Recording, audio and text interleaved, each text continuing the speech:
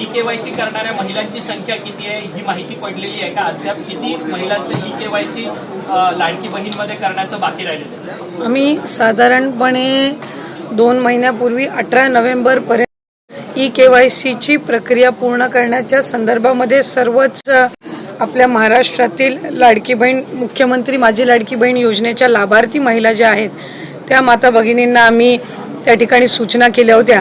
त्यानुसार जवळपास 1,20,00,000पेक्षा अधिक महिलांची ई-केवायसीची प्रक्रिया 100% पूर्ण झालेली आहे आणि 50 लाखापेक्षा अधिक अशा महिला आहेत ज्यांची साधारणपणे 60% ही जी प्रक्रिया आहे ती त्या ठिकाणी पूर्ण झालेली आहे। मधल्या कालावधीमध्ये अतिवृष्टी असेल, पूर परिस्थिती असेल, अवकाळी पाऊस असेल, म्हणजे मे महिन्याच्या पहिल्या आठवड्यामध्ये जो पाऊस झालेला आहे तो साधारणपर्यंत जवळपास 5 ते 10 नोव्हेंबरपर्यंत पाऊस सुरू होता। बऱ्याचशा ठिकाणी पुराची परिस्थिती सुद्धा होती, अतिवृष्टी सुद्धा झाली आणि त्या ठिकाणी महिलांचे काही असणारे कागदपत्र असतात, काही दाखले असतात, तर ते त्यांना म्हणजे पुराच्या परिस्थितीमध्ये सुद्धा तिथं काही भरपूरशा लाभार्थ्यांनी गमावलेले आहेत। त्या दृष्टिकोनातून आणि त्याचबरोबर ज्या विधवा महिला आहेत किंवा ज्या एकल महिला आहेत म्हणजे ज्यांचे वडील वारलेले आहेत पण डिवोर्स झालेला आहे किंवा अशा पद्धतीच्या ज्या काही बाबी आहेत तर त्याच्यामध्ये त्यांचीही त्याच्यामध्ये विनंती होती, सूचना होती।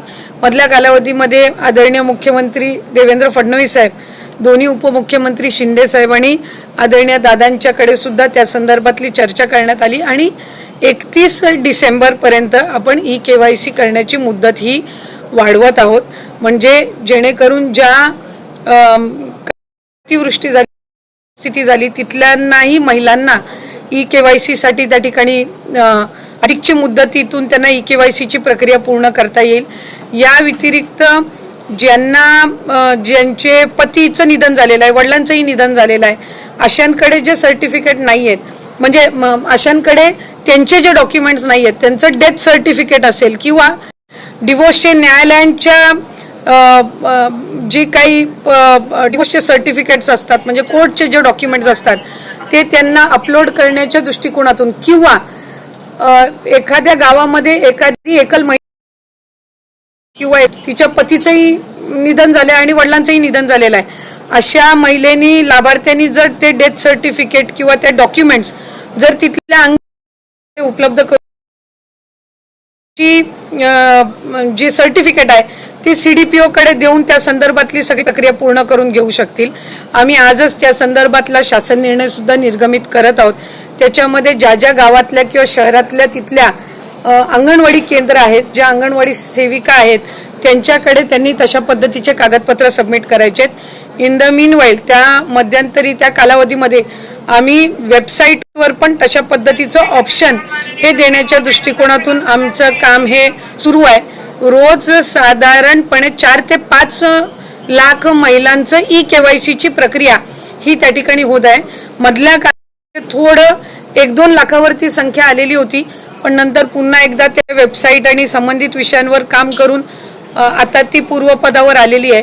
तर या संदर्भामध्ये राज्याचे मुख्यमंत्री फडणवीस साहेब आणि दोन्ही उपमुख्यमंत्री शिंदे साहेब आणि दादा यांच्या सूचनेनुसार आपण ती 31 डिसेंबरपर्यंत मुदत वाढवत आहोत। पण या सगळ्या लाडक्या बहिणींमध्ये सातत्यानं अनेक बातम्यांसमोर येत होतं की सरकारी महिलांनी देखील या सगळ्या योजनेचा लाभ उचललाय। आता एक नवीन बातमी समोर होते, वृत्तपत्रामध्ये छापून आली आहे की ज्यांचे पुरुष म्हणजे पोलीसमध्ये कामाला आहेत त्यांच्या पत्नींनी देखील पोलीस नाही, एक गोष्ट आपण याच्यामध्ये समजून घेतली पाहिजे की जून 2024 मध्ये ही योजना झाली।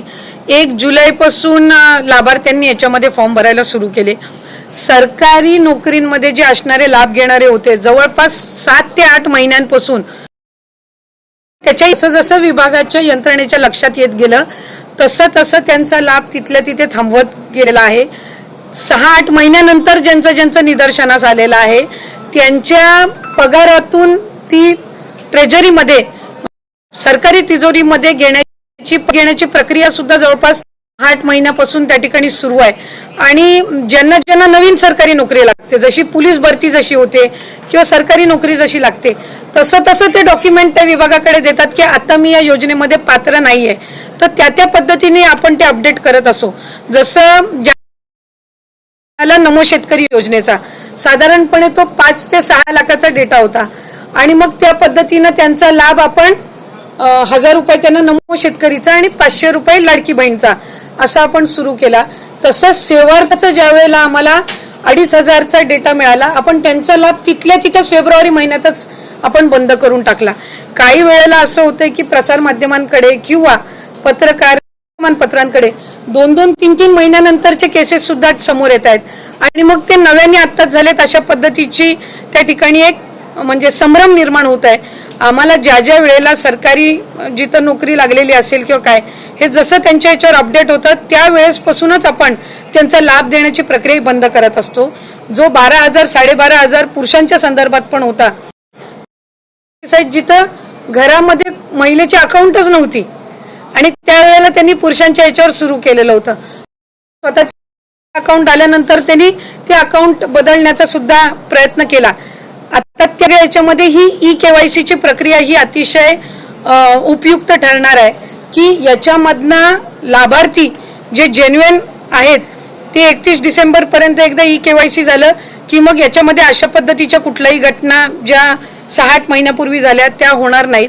आणि जे पुरुष लाभार्थ्यांनी काही ठिकाणी जिथं लाभ घेतलेला आहे तिथंही आम्ही व्हेरीफाय केलंय. ज्या ज्या वेळेला लक्षात आलं त्यावेळेला त्याच वेळेला तिथं त्यांचा लाभ वितरणाची प्रक्रिया ही थांबवण्यात आलेली आहे आणि ज्यांची नाही तर त्यांना दंड आकारण्याच्या संदर्भातली सुद्धा किंवा त्यांच्याकडनं ती जी रक्कम आहे ती पुन्हा एकदा वसूल करण्याच्या संदर्भामध्ये सुद्धा जो प्रस्ताव आहे तो विभागाच्या वतीने शासनापर्यंत जाणार आहे. पण ही ज्या सरकारी कर्मचाऱ्यांच्या कुटुंबाकडनं हा लाभ घेण्यात आलेला आहे ही रक्कम काही जमा झाली का किंवा त्याचा काही अंदाजित आकडा आहे का? अंदाजित म्हणजे साधारणपणे मी आपल्याला म्हटल्याप्रमाणे सुरुवातीच्या कालावधीमध्ये आम्हाला सेवार्थीचा आलेला सेवार्थी खरं तर 8,000 पेक्षा जास्ती आहेत, पण आम्हाला तो डेटा जसा उपलब्ध झाला 2-2.5 हजारचा आम्ही तिथल्या तिथे ती प्रक्रिया त्यांना वितरित करण्याची थांबवली. साधारणपणे फेब्रुवारी महिन्यातली घटना आहे. सरकारीमध्ये पण बरेचसे असे आहेत ज्यांची सरकारी नोकरी लागल्यानंतर त्यांनी आपलं जे चलन असतं सरकारी चलन याच्यातनं त्यांनी ती रक्कम परतफेड केलेली आहे. जिथं जिथं प्रशासनाच्या स्थानिक प्रशासनाच्या लक्षात आलं तिथं त्यावेळेला त्यांनी एकतर तो लाभ बंद केलेला आहे आणि जर त्यांना 3 महिन्याचा लाभ गेला असेल तर त्यांच्याकडनं दर महिन्याचा वसूल करण्याच्या संदर्भामध्ये सुद्धा प्रक्रिया केलेली आहे. त्यामुळे साधारणपणे ही जी संख्या आहे ही काही फार मोठी नाहीये. म्हणजे तसं बघायला गेलं तर 1% पण आतली असणारी संख्या आहे आणि ती प्रक्रिया जी आहे ती आपल्याकडे ती विभागाकडे ती रक्कम परत येणार नाही. ती शासनाचं जे ट्रेजरी डिपार्टमेंट आहे यांनी जो एक ठराविक हेड आम्हाला ओपन करून दिलेला आहे ती त्याच्यामध्ये येते आणि मग ती शासन जमा होते. ही प्रक्रिया सुरू आहे. म्हणजे ही कसं आहे जसं आता तुम्ही पोलीस भरतीच्या संदर्भातलं म्हटलं की पोलीस भरती जशी जशी होत त्याच्यातले जे लाभार्थी असतील ज्यांची पोलीस भरतीमध्ये नियुक्ती झाली मग ते नंतर 1-1.5 महिन्याच्या नंतर कालावधीमध्ये ते विड्रॉ करायला लागतात. त्यामुळे दर महिन्याला अशा पद्धतीचे आकडे येत असतात. जसं 65 वय च्या पलीकडे ज्या महिला जातात ती दर महिन्याला रिवाईज होत असते. म्हणजे जसं जसं ते 65 वर्षाच्या पुढे जातात तसं तसं ते अपडेट होत जातं. म्हणजे जे ऑक्टोबर महिन्यामध्ये लागू होईलच अशातला काही भाग नसतो आणि जसे जसे त्यांच्या डॉक्युमेंटचे व्हेरिफिकेशन होत जातात इतर सगळ्या बाबी त्यांच्या पूर्तता होत जाते त्या पद्धतीने ती प्रोसिजर ही पार पडत असते. मराठवाड्यातील ज्या महिला ज्या आहेत त्यांची कागदपत्र गहाळ झाली आहेत त्यांना सरकार कशा पद्धतीनं मदत करते? म्हणजे कागदपत्र गहाळ झाली जसं आपण मगाशी म्हणाला होतात त्यांना कशा पद्धतीनं मदत होते? एक तर आपण यादी बघितलेलं आहे की ज्या वेळेला भूकंपाची असेल अतिवृष्टी असेल पुराची ज्या वेळेला परिस्थिती येत असते त्यावेळेला तिथल्या स्थानिक प्रशासन म्हणजे महसूल विभाग जो असतो तो या दाखल्यांच्या संदर्भामध्ये तिथं ते काम करत असतात. कारण तिथले जे मंडळ म्हणजे अगदी ग्राउंड लेवलला मंडल अधिकारी असतात तलाठी असतात यांच्याकडे पंचनाम्यांची नोंद झाल्यानंतर त्या पंचनाम्यांमध्ये तो डेटा येतो की त्यांचं काय काय कुठली गमावलेली आहेत किंवा काय काय नुकसान झालेलं आहे आणि त्यानुसार त्या कागदपत्रांची किंवा त्या दाखले असतील त्याची पुन्हा एकदा नव्याने बनवणं ही सगळी प्रक्रिया ही त्यानिमित्ताने होत असते. त्याला कालावधी लागत असतो कारण तो महसूल यंत्रणेचा भाग असतो. म्हणून आम्ही ही मुदतवाढ दिलेली आहे. कारण आत्ता गेल्या महिन्यातच आपल्याकडे ही अतिवृष्टी आणि पूरची परिस्थिती झाली आणि मग त्या कालावधीमध्ये त्यांना साधारणपणे 2 ते 3 महिन्याचा कालावधी पुन्हा एकदा त्यांचं नव्याने आधार कार्ड बनवणं किंवा वोटिंग कार्ड बनवणं किंवा त्यांचे समजा त्यांचा जातीचा दाखला असेल किंवा इतर म्हणजे इन्कम सर्टिफिकेट असेल, ह्या सगळ्या गोष्टींसाठी तो कालावधी जात असतो आणि म्हणून हा आपण 31 डिसेंबरपर्यंत वाढवलेला आहे. मुख्यमंत्री लाडकी बहन ये जो योजना है उसमें हमने KYC का प्रोसीजर ये 2 महीने पहले शुरू किया था. 18 नवंबर को उसकी आखिरी तारीख थी. हमने आज आदरणीय मुख्यमंत्री देवेंद्र जी फडणवीस सर, उप मुख्यमंत्री शिंदे सर और अजीत दादा की से उनके सूचना से हमने वो जो डेडलाइन थी 18 नवंबर की उसको आज एक्सटेंशन देके 31 दिसंबर तक 31 दिसंबर तक वो बढ़ाई है, ताकि ये KYC की जो प्रोसीजर है वो कोई भी लाभार्थी KYC का प्रोसीजर उन्होंने किया नहीं है, इस वजह से वो इस लाभ से वंचित ना रहे. इसलिए हमने उनको इस 2 महीने की मतलब अभी जो मोर देन 1 मंथ का उनको एक्सटेंशन दिया है और मुझे विश्वास है कि इस एक्सटेंशन में ज़्यादा से ज़्यादा जो लाभार्थी KYC से वंचित रहने वाले थे उनको ये जो एक्सटेंशन दिया है उसमें राहत मिलेगी. रायगडमध्ये काय परिस्थिती असू शकते? 21 तारखेला माघारीचा दिवस आहे. नगरपालिका चांगली परिस्थिती राहील महायुतीच्या बाजूने. नाही पण काय शिवसेनेसोबत लाडक्या बहिणींसाठी अतिशय आनंदाची बातमी आहे. आत्ताच अदिती तटकरे मॅडम यांनी स्वतः सांगितलेलं आहे की लाडक्या बहिणींना आता मागचे सुद्धा हप्ते मिळणार आहेत. मागचे म्हणजे कधी ऑक्टोबर, सप्टेंबर, जून, जुलैपर्यंत ज्यांचे मागचे हप्ते राहिले आहेत ते सुद्धा मिळणार आहेत. कारण अधिवेशनामध्ये हा एक मोठा निर्णय घेतलेला आहे. सोबतच आजपासून लाडक्या बहिणींना नोव्हेंबर, डिसेंबरचा हप्ता मिळणार आहे आणि जानेवारीचा सुद्धा हप्ता याच्यामध्येच हळूहळू वाटप होणार आहे. म्हणजे नोव्हेंबर, डिसेंबर आणि जानेवारी असे 3 महिन्याची 4,500 रुपये. आणि जर एखाद्या लाडक्या बहिणीचे मागचे 2 हप्ते राहिले असतील, म्हणजे समजा तुमचे जर जुलै किंवा ऑगस्टचे 2 हप्ते राहिले असतील तर ते 3,000 रुपये, म्हणजे जवळपास लाडक्या बहिणींच्या खात्यामध्ये आपण जर बघितलं आता तर 7,500 रुपये ही लाडक्या बहिणींच्या खात्यात येणार आहे. अतिशय आनंदाची आणि मोठी खुशखबर आता आदित्य तटकरे यांनी एक महत्त्वाची अपडेट लाडकी बहीण योजनेसंदर्भात आपल्याला आता दिलेली आहे. त्यामुळं हा व्हिडिओ खूप महत्त्वाचा आहे. शेवटपर्यंत बघा. काही महत्त्वाचे अपडेट्स मी अजून तुम्हाला सांगणार आहे. त्यामध्ये काय सांगितलं त्यांनी की भरपूर लाडक्या बहिणींनी अजून देखील KYC केलेली नाही, तर कृपया करून लाडक्या बहिणींनी KYC करण्यावरती भर द्यावा. कारण ज्या लाडक्या बहिणी KYC देतील अशाच लाडक्या बहिणींना इथं हप्ता, मागचे हप्ते वगैरे सगळे मिळणार आहेत. तुम्हाला माहितीच आहे आता निवडणूक झालेली आहे, त्याचा निकालसुद्धा आलेला आहे. राज्यामध्ये सगळीकडे आता पुन्हा एकदा महायुतीचं सरकार, नगरसेवक म्हणजे स्थानिक स्वराज्य संस्थेचे जिकडे आहे ते सगळे नगरसेवक वगैरे महायुतीचे झालेले आहेत. त्यामुळं लाडक्या बहिणीने त्यांचं काम हे निवडणुकीत पुन्हा एकदा दाखवून दिलेलं आहे. तर सरकारला एकच विनंती आहे की आजपासून जे लाडक्या बहिणीने तुम्ही सांगितलं आहे की पैसे नाही ते पटकन द्यावे. कारण सरकारनं स्वतः सांगितलं होतं की निवडणूक संपल्यानंतर दुसऱ्या दिवशीपासून वाटप होणार आहे. कालपासून हे बँकेत पैसे जमा झालेले आहेत. तर आज लाडक्या बहिणींच्या खात्यात टप्प्याटप्प्यानं हे पैसे सुरू होणार आहेत. लक्षात घ्या, टप्प्याटप्प्यानं. तुम्ही म्हणाले एकदमच दादा आम्हाला आलं नाही, सगळेच म्हणतात, परंतु लक्षात घ्या टप्प्याटप्प्यानं पैसे येतात. आज पहिला टप्पा असणार आहे. पहिल्या टप्प्यामध्ये जवळपास 7 बँकेमध्ये पैसे येणार आहेत आणि फक्त 8च जिल्ह्यांमध्ये पैसे येणार आहेत. कारण आज, उद्या, परवा दिवशी सुट्टी आहे. 13 म्हणजे 3 दिवस, 23, 24 आणि 26 डिसेंबर असे 3 दिवस वितरण होणार आहे. कोणत्या बँकेत होणार आहे तर सगळ्यात महत्त्वाचं सांगतो आहे, पोस्टाचं खातं. दुसरी गोष्ट SBI, bank of Maharashtra, bank of India, ह्या 3 गव्हर्नमेंट बँका आणि मोजक्यात 3 ते 4 प्रायव्हेट बँका.